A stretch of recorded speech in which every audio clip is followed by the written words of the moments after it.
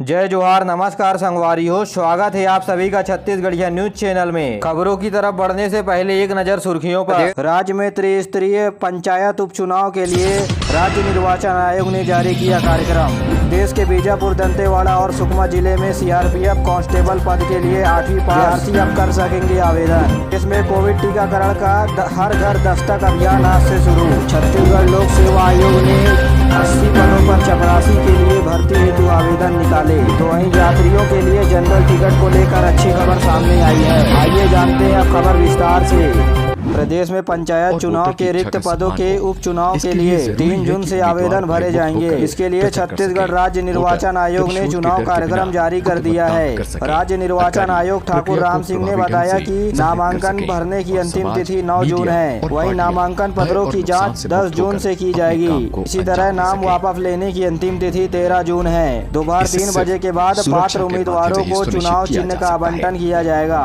और उम्मीदवारों की अंतिम सूची जारी की जाएगी। जिन जगहों पर मतदान होना है वहां सुबह 7 बजे से दोपहर 3 बजे तक वोट डाले जाएंगे। मतगणना चुनाव समाप्त होने के बाद केंद्र पर ही की जाएगी। यदि आवश्यक हुआ तो तहसील कार्यालय में 29 जून को मतगणना की जाएगी। राज्य निर्वाचन आयोग ने बताया कि प्रदेश के 7 जनपद सदस्य, 118 सरपंच और 612 पंचों को मिलाकर 758 पदों पर उम्मीदवार अपना पर्चा भर सकते हैं। आपको बता दें कि इसके संबंध में नामावली तैयार कर 25 मई को इसका प्रकाशन किया जा चुका है। उन्होंने बताया कि सरपंच, जनपद सदस्य और पंचों का चुनाव एक साथ कराया जाएगा। ऐसे ग्राम पंचायत जहां चुनाव होने के लिए 6 महीने से अधिक का समय है, वहां चुनाव कराए जाएंगे। यह चुनाव गैर दलीय आधार पर मतपत्रों के जरिए कराया जाएगा। चुनाव के दौरान केंद्र और राज्य सरकार के द्वारा जारी किए गए कोरोना गाइडलाइन का कड़ाई से पालन किया जाएगा। संबंधित क्षेत्रों में निर्वाचन कराने के घोषणा से लेकर चुनाव परिणाम घोषित करने तक आदर्श आचार संहिता लागू हो गई है। छत्तीसगढ़ के दंतेवाड़ा, बीजापुर और सुकमा जिले में सीआरपीएफ में कांस्टेबल के पदों पर भर्ती होने के लिए शैक्षणिक योग्यता 10वीं पास के बजाय अब 8वीं पास कर दिया गया है। इसके अलावा युवाओं को शारीरिक योग्यता में भी छूट दी जाएगी। केंद्रीय मंत्रिमंडल की बैठक में गृह मंत्री के प्रस्ताव को अनुमोदन कर दिया है। केंद्र सरकार के इस फैसले से अब सीआरपीएफ कांस्टेबल में माओवादी क्षेत्र में मौजूद युवाओं की भर्ती 8वीं पास के माध्यम से भी हो सकेगी। वहीं स्थानीय युवाओं को रोजगार के साथ माओवादियों से निपटने में मदद मिलेगी।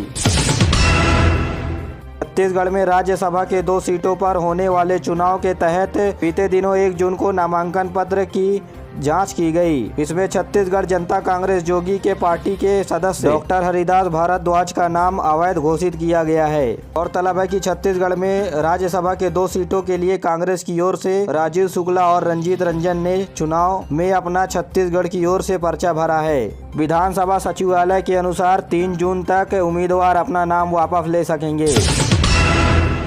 केंद्रीय स्वास्थ्य मंत्रालय ने कोरोना काल से बचने के लिए हर घर दस्तक अभियान की शुरुआत कर दी है। 2 सप्ताह तक चलने वाले इस अभियान में सभी पात्र लोगों में कोविड टीकाकरण लगवाना और जागरूकता फैलाने जैसा काम किया जाएगा। हर घर दस्तक अभियान 31 जुलाई तक चलेगा। स्वास्थ्य विभाग की ओर से टीकाकरण के दूसरी डोज और बूस्टर डोज लगवाने के लिए प्राथमिकता से बल दिया जाएगा।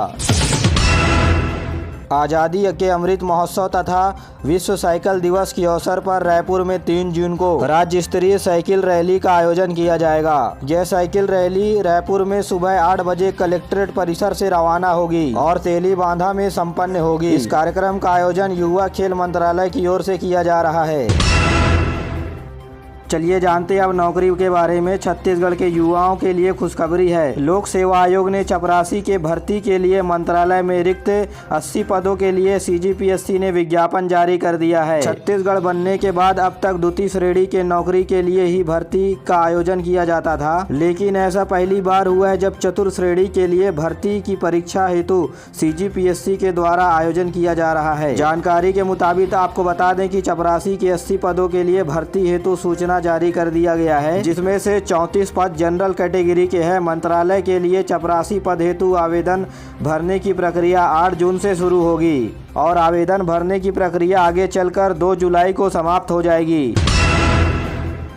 प्रदेश में यात्रियों से जुड़ी हुई अच्छी खबर सामने निकल के आई है। बिलासपुर रेल जोन में जनरल टिकट के लिए खिड़कियों से टिकट देने की प्रक्रिया शुरू हो गई है। 4 एक्सप्रेस ट्रेनों में जनरल टिकट मिलेगी और 2 एक्सप्रेस ट्रेन में 14 जून से टिकट मिलेगी। आपको बता दें कि राजेंद्र नगर साउथ बिहार में जनरल टिकट की शुरुआत कर दी गई है। तो वहीं दुर्ग नौतनवा, दुर्ग छपरा सारनाथ एक्सप्रेस तथा अमरकंटक दुर्ग भोपाल जम्मू तवी एक्सप्रेस में 14 जून से जनरल टिकट मिलेगी। लगातार बिलासपुर के यात्री व विभाग के लोग जनरल टिकट की मांग कर रहे थे। इसका काफी विरोध किया गया, आंदोलन भी किया गया इस दौरान, जिसके बाद अच्छी खबर सामने निकल के आई है, जहां 4 एक्सप्रेस में जनरल टिकट की शुरुआत हो गई है। रायपुर में सेमेस्टर की परीक्षा ऑनलाइन कराने की तैयारी की जा रही है। जी हां, रायपुर के पंडित रविशंकर शुक्ल यूनिवर्सिटी की परीक्षा ऑनलाइन हो सकती है। इसके लिए आरएसयू ने राज्य सरकार से बातचीत भी की है और एग्जाम कराने के लिए मार्गदर्शन भी मांगा है। परीक्षा में देरी न हो, इसके लिए 18 तारीख से ऑनलाइन आवेदन की प्रक्रिया शुरू कर दी गई है। आपको बता दें कि राज्य सरकार ने सभी परीक्षाओं को ऑनलाइन कराने की घोषणा की थी, जिसमें से वार्षिक परीक्षा तो हो चुकी है और अभी सेमेस्टर की परीक्षा के लिए आवेदन भरा जा रहा है। ऐसे में सभी विश्वविद्यालय ऑनलाइन परीक्षा कराने की तैयारी कर रहे हैं। रविशंकर शुक्ल यूनिवर्सिटी ने राज्य सरकार से पूछा कि किस तरह से परीक्षा कंडक्ट कराई जाए। जो आदेश था वह सत्र के लिए था, जो बदलाव किया जाना है उसे बता दिया जाए। आपको बता दें कि परीक्षा के लिए पढ़ाई ऑनलाइन पैटर्न से हुई है। ऐसे में परीक्षा ऑनलाइन कराने की मांग छात्रों के द्वारा भी किया जा रहा है। ये जानते हैं प्रदेश में मौसम का हाल। छत्तीसगढ़ के कई जिलों में मौसम विभाग ने आगामी 8 से 10 घंटों में बारिश होने की संभावनाएं बताई है। मौसम विभाग का कहना है कि राजस्थान से बांग्लादेश तक द्रोणिका बनी हुई है, जिसका असर छत्तीसगढ़ के मौसम पर भी पड़ेगा, लेकिन अधिकतम तापमान में गिरावट की संभावनाएं नहीं है। अगर तापमान की बात करें तो सबसे गर्म जिला बिलासपुर जिला रहा है, जहाँ 43.2 डिग्री सेल्सियस टेम्परेचर रहा। तीनों रायपुर में 42 डिग्री, अंबिकापुर में 40 डिग्री सेल्सियस, पेंड्रा रोड में 39.8 डिग्री सेल्सियस, राजनांदगांव में 38.9 डिग्री सेल्सियस, जगदलपुर में 38 डिग्री सेल्सियस तापमान दर्ज किया गया है। केंद्र सरकार गरीब कल्याण और सेवा सुशासन का 8 साल पूरा कर रहा है और केंद्र सरकार का लक्ष्य था कि सरकारी योजनाओं का लाभ 100% लाभार्थियों तक पहुंचे। प्रधानमंत्री ने कहा था कि देश के करोड़ों पारिवारिक सदस्य के रूप में काम कर रहे हैं। कोई भी पात्र व्यक्ति गरीब कल्याण योजना के लिए ना छूटे। और 30 तारीख को यानी बीते दिन ही प्रधानमंत्री नरेंद्र मोदी ने दूसरी बार प्रधानमंत्री पद की शपथ ली थी। ऐसे में एनडीए सरकार 8 साल पूरी कर चुकी है।